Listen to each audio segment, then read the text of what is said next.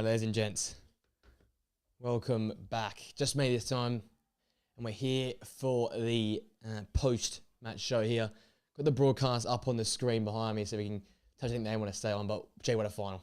Let's start with that. It was a fantastic final. Spain, obviously the deserved team going through in the end, but I think fair play to England in the end. I guess they made a real fist of it, but even in this game here, they had moments where they could have made the most of it, right? They could have taken control, especially after that 73rd minute Palmer goal. We've seen how they've been able to pounce and win games late. Obviously got our talking points on the screen here. Spain, youngsters, fantastic again. Rodri winning the player of the tournament. And where to now for England? They're obviously all very key topics of discussion because I guess we can start with that bottom point. Where to now for England? Because a lot of question marks, right? Harry Kane, his work in this tournament here. You also think about what we saw from Gareth Southgate and his style of football. There's a lot of question marks around this squad right now. And I think, let me know in the comment section down below your thoughts. I've got the questions sort of rolling at the bottom there. It's going to be very interesting to see how they fix this up. Interesting to know what you guys think in the comment section, because Southgate, yes, they've gone to a final. Yes, they went to last Euros final. They got to a semi-final of the World Cup, a quarter-final for another World Cup as well. It looks good.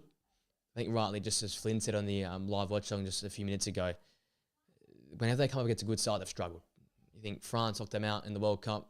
Italy, a strong side, knocked them out in the Euro final. They looked knocked out for the best team this tournament here in Spain. And they've yet to really show us a style of football which everyone's happy can be successful and can work and is positive. So in many regards, it's positive they've gone far in these tournaments. Yes, they've done okay, in terms of achieving success late into tournament. They haven't actually achieved anything tangible into the trophies or success like in that regard. So I think it looks like it's going to be Gareth Sands. The FA said they want him to continue.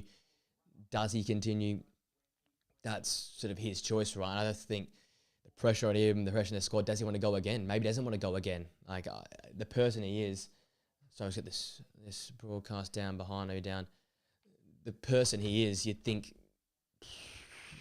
he probably wants to go. He's that sort of guy that continues to fight and always wants to do more. So maybe he does end up going. Maybe he does end up going again. But I just think another manager, everyone's saying Pep and Klopp, I don't think that's realistic. There's no one there yet. Maybe Eddie Howe, he might be able to do a different sort of job with this squad, play a bit more progressive football and work it out. Because when you've got players like Cole Palmer and you've got Ollie Watkins and you've got the Phil Fodens and the Bellinghams, we didn't see anything near Bellingham's best in this tournament so far. I think we can clearly say that. Didn't see that at all. You look at what Phil Foden in this tournament, he really struggled until he went more central. Even this game here, very quiet. And outside of Kobbie Mainoo, Bukayo Saka, I think Rice as well, there wasn't many players that played at their best or, anywhere near it. I think, Foden underperforming, Bellingham performing. Let me know what you think in the comment section. I just think there wasn't enough consistent quality performances from those key players, and that's why I've got here where to for England, because even like Harry Kane, who's 30 years old, but this tournament again, another time he's let his country down. I think it's pretty simply said. Like in this game here, he looks sluggish, looks slow, slows out the whole tournament. That goes back on him. Does he have to tell the manager, boss, you have to go me, don't start me? And I heard the start they said in the broadcast, it's been one touch in the opposition box in 2 finals now. That's not the striker you want.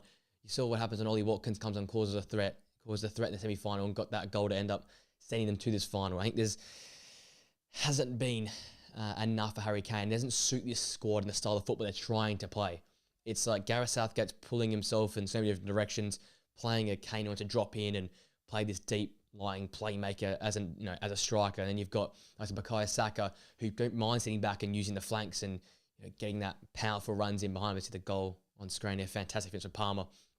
Then you've got the tricky players like Palmer, like Mainoo, like Phil Foden. Then you've got a player like Bellingham that at his club plays in the middle as a proper striker, but then you've got what he does now for England, which is playing at a 10 and struggles to get involved because of other players around him in the build-up play they play around him. So it's just a little bit all over the place. So it's really interesting where England go from here. I think it's really important they make that call early. Does Harry Kane stay as the national team captain? Do you give it to Declan Rice? I think that's a smart way to go. Declan Rice, a player who's relatively young, has got a future ahead of him, and is a real big leader. Seen lead West Ham to a trophy in the Conference League. So maybe that's the way you go there. Because having Kane as a captain sort of felt like you were sort of forced to put him into that starting 11. And we saw that sort of worked out. I think he really struggled this tournament. Yes, I understand there was injury problems there, but if you're the captain of your nation and you're hurting your side, you have to be the bigger man and say, okay, I'll sit out. Let me sit out this game, and player like Ollie Watkins, Orny Van Tony, somebody wants to run in behind, actually stretch the defence, because I think that was a difference for England. So the question marks are over Gareth Southgate. The question marks are over, what Harry Kane does going forward. That's the sort of two questions we have right now for England. Other key point, Rodri wins player of the tournament. Fantastic tournament for Rodri. Obviously, Dani Olmo was up there in contention. Obviously, Lamine Yamal was up there for contention, how he played his tournament. But I tell you what, this player is next level. I've said it throughout the tournament. It's a winning, and he contributes in a way you cannot describe. It's just so unique. And I know he'd only played 45 minutes in this game here. I was worried on the couch, and a few of the other boys were worried on the couch that England might overrun Spain in the midfield, but they never quite did. And they probably, in the end, added to Spain's dominance just quickly, taking away from Rodri. That difference, that I guess more forward-thinking midfield. Zubimendi is someone who's really strong into a challenge, someone I thought would start the tournament because of his ability, similar to Fabian Ruiz in terms of he can go forward, but he's really, really dangerous into a challenge. He can get the ball going in the right direction. I think he was fantastic when he came on, but it was a bit different to Rodri. Maybe that just caught England off guard in terms of the game in a whole. But back to Rodri and him being the player of the tournament, now remains unbeaten for Spain. He's been fantastic in club and national team level. And I think what it is, it's a sense of confidence throughout the tournament when you have the likes of Rodri sitting in front of that back four with a guy like Lenormand, who's a young international player, hasn't been on the scene as long as the likes of Laporte and likes of Nacho Fernandez. It just adds a bit of confidence. You've got that guy who can ball control, who gets in the edge of the box for dangerous moments. We saw how he did that for Georgia in that Georgian game. They were down. They were on top of the game in terms of controlling the pace and controlling momentum of the game. But you need a player to bring a spark, a big moment. And guess who it was? It was Rodri coming onto the edge of the area, scoring that fantastic finish. So these moments I think of. Think about the moments where he breaks the game up, controls the momentum of the game versus France in the semi-final. Even in that game, the opening game versus Italy, wins that ball in midfield and plays that, gets Fabian Ruiz on the ball to play the ball through in behind to Alvaro Morata. Like these small things, you can touch these small moments, they all contribute to winning. Key tackles, key passes, key goals. It's the player that Rodri is. So throughout the tournament was easily the most consistent player. Fabian Ruiz was close throughout periods of time. Obviously, Lamine Yamal was fantastic. The whole narrative about him being the 17-year-old, the youngster on the block, his first tournament, the quality he showed from the flanks, Dani Olmo. But I think in the end, you talk about the most consistent, the player that contributes to the most winning. It's pretty easy. You can lock in that spot as Rodri. And I think despite him missing, it probably most shows what Spain did. They were the best team outside of just having one player well and Rodri. They were able to still win without Rodri in the park. So that was another tick in their box there. And I guess building on that, before I go to the final point there, Spain's youngsters, I just want to talk about De La Fuente. Manage the 18s and the junior levels, coming up now to manage this senior team. It's a fantastic storyline you've got there, right? Not many times you see this sort of fairy tale story where they come from, in my eyes, nowhere. I don't know much about him coming to the tournament. Obviously, it was more of Enrique's work that won them the Nations League, but they've gone the Nations League, now the Euros. They go into the World Cup with 2 extra years under the legs of Nico Williams, Lamine Yamal, Javier Pedri and Gavi are there to join Rodri in midfield. You've got a really, really dangerous core of young players. Lenormand, a few more years to, nail off his craft. You've got the likes of Alex Balde, who should be coming back at left back, who's been injured a lot of the season. It's really, really exciting to see what Spain can do at the next tournament come America. They're going to have players that have now won things, experienced finals and tournaments, experienced knockout stages, the danger they can cause teams. I think it's going to be really, really dangerous to see what they can do in the next few years because they're only going to get better. There's no way they can go backwards. And that's where the exciting part comes in. De La Fuente, he's now managed young players at a junior level, is working with a lot of these young players now, understands the style of football which Spain wants to play. He's probably, going through the juniors, knows the style of football that Spain want to keep with, and he's kept with it here, and he's carried it through to this competition here. And I think the key bit as well, which I've said throughout the tournament, they've not just played one style of football. They've been one of the most diverse in terms of they play some tiki-taka, they play on the counter-attack. They've come from behind, they've played from in front, they've managed games, they've done it all. And I think that's another props, another feather in the cap of De La Fuente and his management. It's just been superb in the way that they've gone about managing games of football. I don't know. Let me know what you think in the comment section, guys, if you're tuning in, how you saw De La Fuente's managing this tournament, because it's for me, it's been fantastic. And you can on the block in the many regards in terms of we've got some experience facing Gareth Southgate. Obviously, got Ralph Rangnick, Roberto Martinez, so bigger names there, right? But in the end, all outmanaged by De La Fuente, who's proved to be probably the best manager by a long, long way in this tournament. So Roger winning player of the tournament, fantastic in that regard. Obviously, Lamine Yamal wins young player of the tournament. Sort of speaks for itself. The kid was arguably player of the tournament. So when you're 16 and turning 17 and doing that, by the way, what a birthday gift that one is, turning 17 the next day, you're winning a European Championship. That says a lot about you and your character. But just reflecting back on it, there was so many times and so many moments where they were just, mature above their age.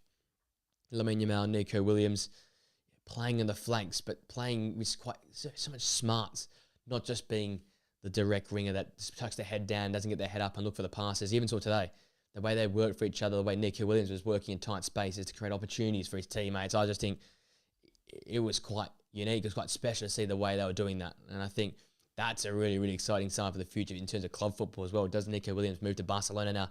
Because that combination on the flanks, if you get a striker up top that can continue to bag you goals, an elite level striker that can compete with Mbappe at Real Madrid, then you've got a real two-horse race for the title. Because right now, it does seem to be a bit all Real Madrid and La Liga, but when you've got the likes of what Nico Williams can do, potentially joining Barcelona there alongside Lamine Yamal, is danger. I've just seen that goal there, Lamine Yamal, that semi-final goal there on screen, fantastic. He's just been superb in this tournament. I think that's the best way I can put it there. Both him and Nico Williams are playing above their age. A lot of Premier League wingers we see, a lot of young wingers, we see them just get their head down, drive to the bar line and just do that simple action through there. But what these guys have done, they've got their head up, they've dropped into spaces, they've been smart with the ball at their feet, they've made the extra pass when they need to, and that separates them from a lot of the rest of the players in the world in terms of young players who've showed signs and showed ability, but never quite had the next level. I think that's another prop in these sort of guys, and that's the prop these sort of talented academies that are producing in Spain. So much young talent, so much fun quality. Seeing that goal there back. Oh yeah, it's Zabel's ball. Thanks for a goal. Fantastic ball for Cucurella. We can touch on the game, I guess, just after we talk about, obviously, the youngsters. It's just been a unique story in this tournament. I've heard all talk about the English youngsters, and I came to the tournament. I came a lot. I don't want to brag, put my own horn here, but sort of 8 or so weeks before the tournament started, I was talking about Arda Güler, Florian Wirtz, Jamal Musiala, Bellingham, Foden. I was talking about how the young players would own this tournament. I talked about Pau Kubasi didn't get picked, Lamine Yamal, and Nico Williams was someone that went under my radar a little bit. Obviously, saw what he did for Athletic Club and the way they ended up winning the Spanish Cup there. But the way those two have taken it away from some of the best young players this tournament so far, they've made the tournament about them. It shows the level they're at. It is the youngsters being fantastic. It is the youngsters being the keys to victory. And I said it throughout the tournament, whoever's youngsters perform the best, we're going to win them the tournament and win them games. Look at what Musiala and Wirtz did in match day one. Look at what these youngsters did throughout this tournament here for Spain. Lamine Yamal basically wins Spain that game versus France with the individual piece of brilliance to score that goal to equalise. It was young players owning this tournament when Bellingham was firing for England, scoring that winner. Saka scoring the equaliser for Switzerland. Always these young players popping up. And we're in a generation now, we've got the youngsters coming through. So we really, really see what happens now in the future. In the next tournament, we've got another 2 more years under these young players. And especially for Spain, 2 more years for these younger players to just work on their craft, make it more precise. And there's no reason anything can stop them right now. Look, Argentina, obviously got them in the final coming up in a few hours' time. They haven't been at their best. Brazil don't look like the same Brazil team. Germany obviously will be a tough competition. England will be once again, but they've beaten these two teams already. And I think they've got the mental advantage over them. Portugal continue to underperform in big tournaments. So, in their advantage right now, it looks like so they could go and cause some problems for years to come, similar to what that Spain team did a few years ago in winning back-to-back European Championships. So really, really excited to see what the future holds for the Spanish side. Obviously, if you are joining us, thank you for joining us.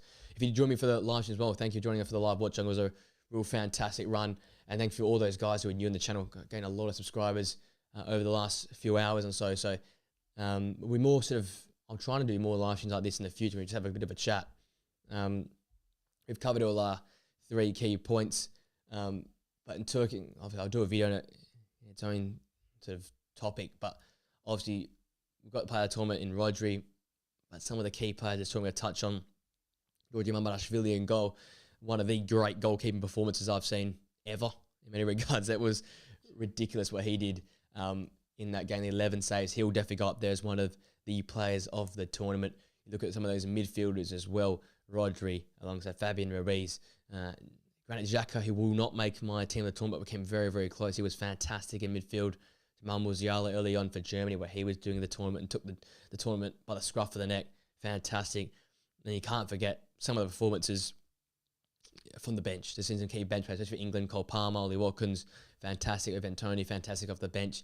Like Abischer for Austria, for Switzerland, sorry, as well. Fantastic. So there's been key players all throughout this tournament that have done some fantastic work and definitely deserving a shout out. But it looks like in the end, I've sort of finalising my team before I make the video. I'll give myself some time to sleep. I'll make the team and release that video tomorrow.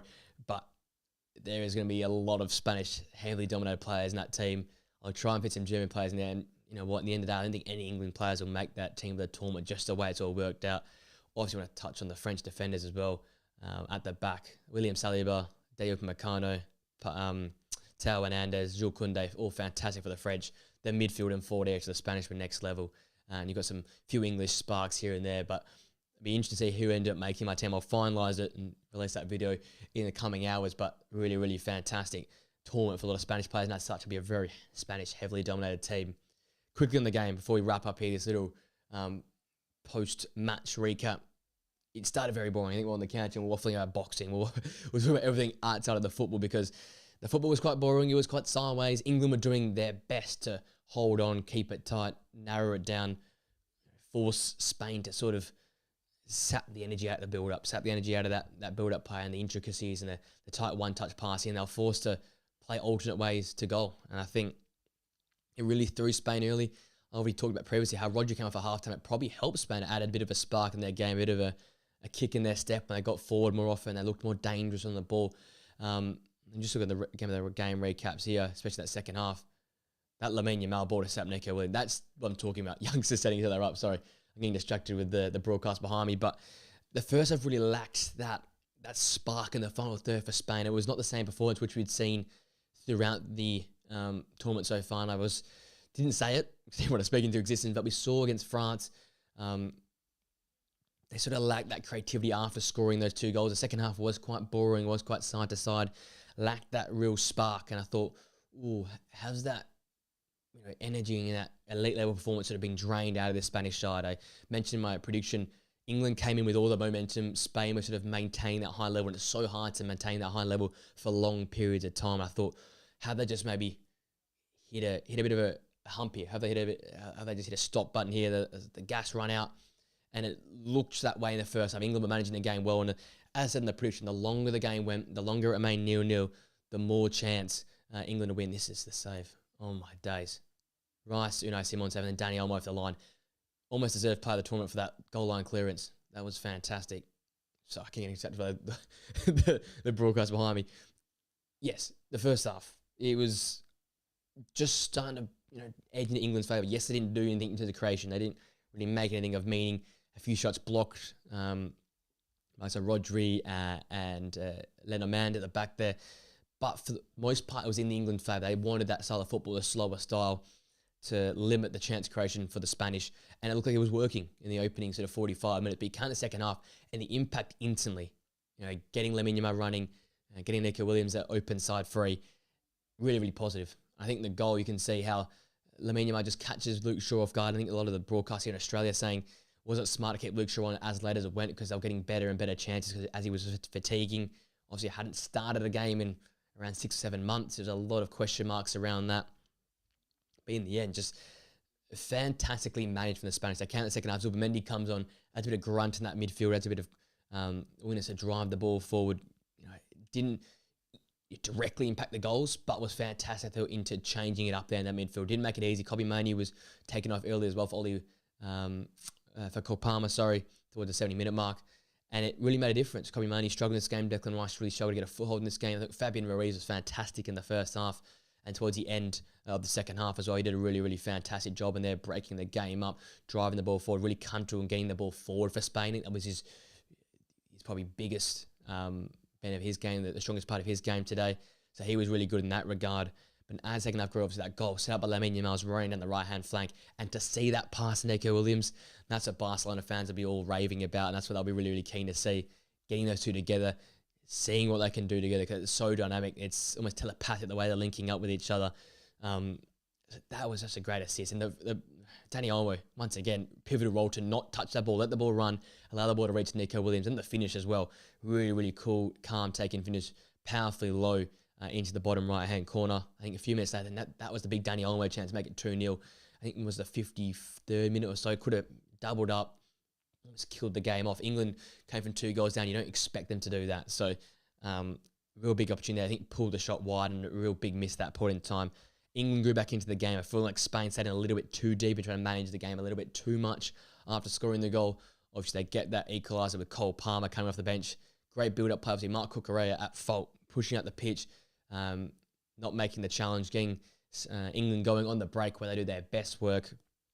Obviously, Saka rolls that ball into Bellingham. He rolls the ball back out to Cole Palmer, who smartly finishes into the far corner. Fantastic finish for Cole Palmer. And once again, Gareth Southgate substitutes making the impact.